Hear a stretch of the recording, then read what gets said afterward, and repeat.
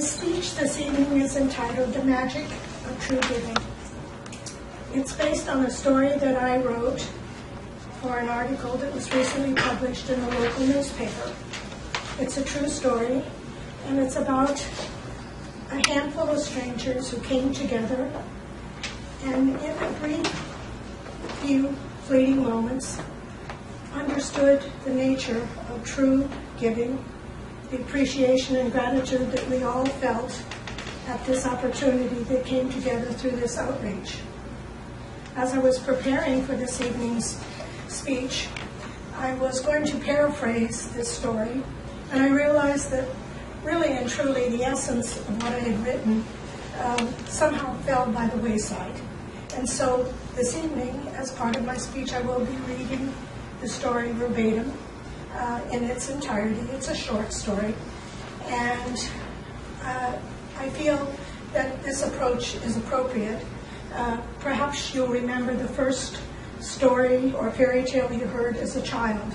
Maybe it was The Little Prince or Green Eggs and Ham by Dr. Seuss. Perhaps it was Hans Christian Andersen's The Emperor's New Clothes.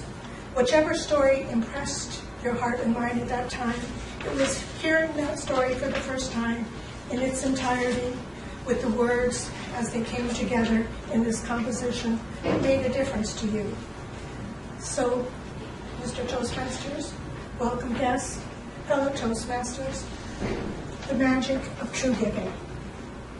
There's a magical feeling that takes place relative to the altruistic act of volunteerism.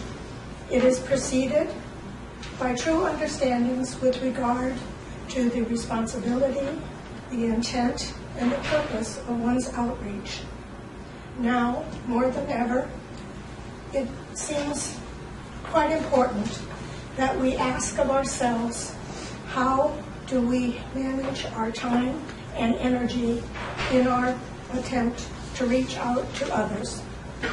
When interacting with those who face extreme challenges, tragedy, and sometimes incomprehensible sorrow.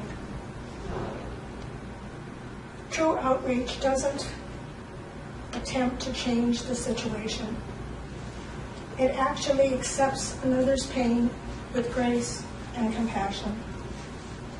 This past holiday, a fellow volunteer and I witnessed the spirit of true giving while delivering donated gifts to a young child receiving palliative care with Providence Hospice of Seattle.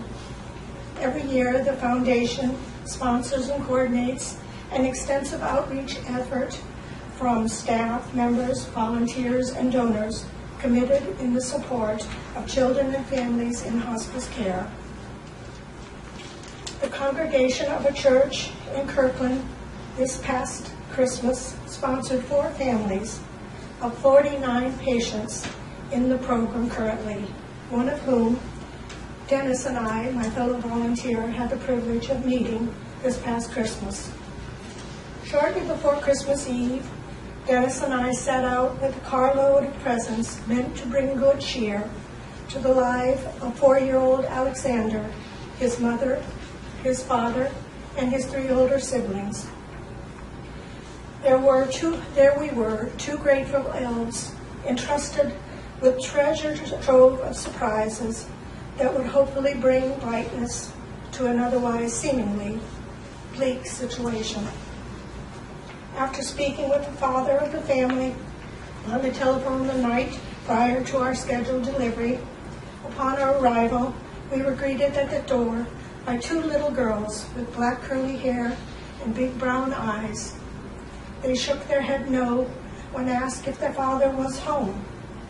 Soon a woman appeared with a little fellow in tow. We were surprised to learn that neither Alexander nor the father was home, for Alexander had been taken to the hospital that morning with his father.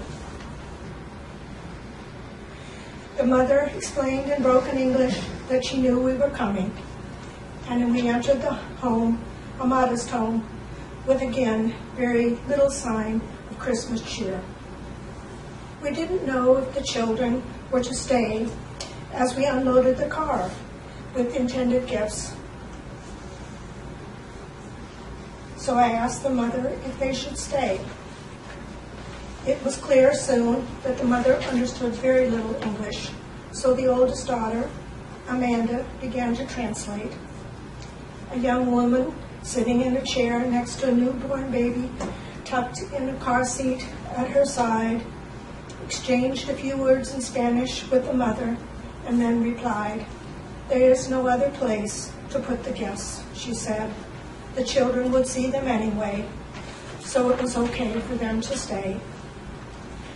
Out we all went to unload the car. The children's eyes grew wide as they spied all the goodies from afar, eager and willing to receive what strangers had brought in the night. One by one, they carefully carried in the presents and set them in the dimly lit room. The always vigilant mother guardedly watched over her children as they laughed and giggled with delight. When all was said and done, and I gave the mother 3 gift cards addressed to Mom and Dad, her understandable reservation gave way to an unexpected gesture, followed by a sense of surprise, felt even by the mother, who leaned over and gave me a sincere hug, a quiet gracias, and a nod. For a brief moment in time, a heart and mind burdened with life revealed a light that shone brightly that night, and we all felt it. As the packages were shoveled about, it seemed somehow important to mention that the gifts had name tags for each intended person. No sooner had I finished my sentence when the younger girl and boy began to scurry around the room to find their names on the packages strewn about. Amanda stood quietly by my side and watched her siblings as she inspected the presents. Bending down, I pointed to the largest gift in the room. "That one's for you," I said, for I knew it was hers. A smile from deep within lit up the child's flushed, rosy cheeks as she stepped forward and put her little arms around my waist and whispered a thank you heard.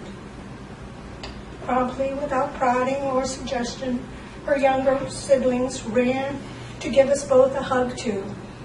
Needless to say, our hearts melted from within. In closing, true giving doesn't reside with the deliverer of an act or in the objects given. It lives in a heart of pure potential, greater than any circumstance or condition that prompts our involvement.